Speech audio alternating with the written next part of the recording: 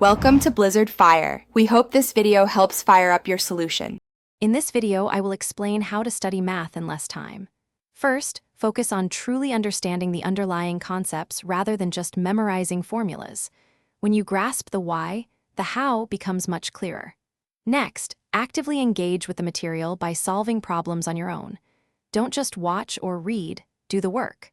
Finally, pinpoint your specific areas of weakness and dedicate extra time to mastering them. This targeted approach saves valuable study time.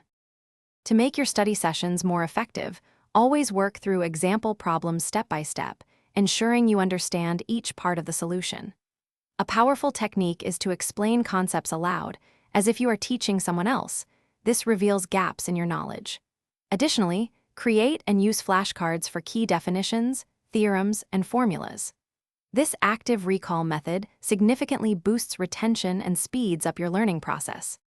Optimize your study time by breaking it into focused, 25-minute intervals, followed by short breaks. This method, often called the Pomodoro technique, enhances concentration and prevents burnout. Make sure to review previously learned topics regularly.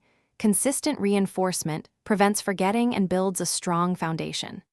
And importantly, don't hesitate to seek help from teachers or peers as soon as you encounter difficulties. Addressing issues early saves time later. To truly maximize your math skills, always try to connect new concepts to what you already understand. This builds a robust mental framework. A fantastic way to solidify your knowledge is to teach a concept to someone else. Explaining it forces you to organize your thoughts clearly. And speaking of upgrades, check the description for a link to the Shark AI Ultra Robot Vacuum and other great deals to upgrade your home.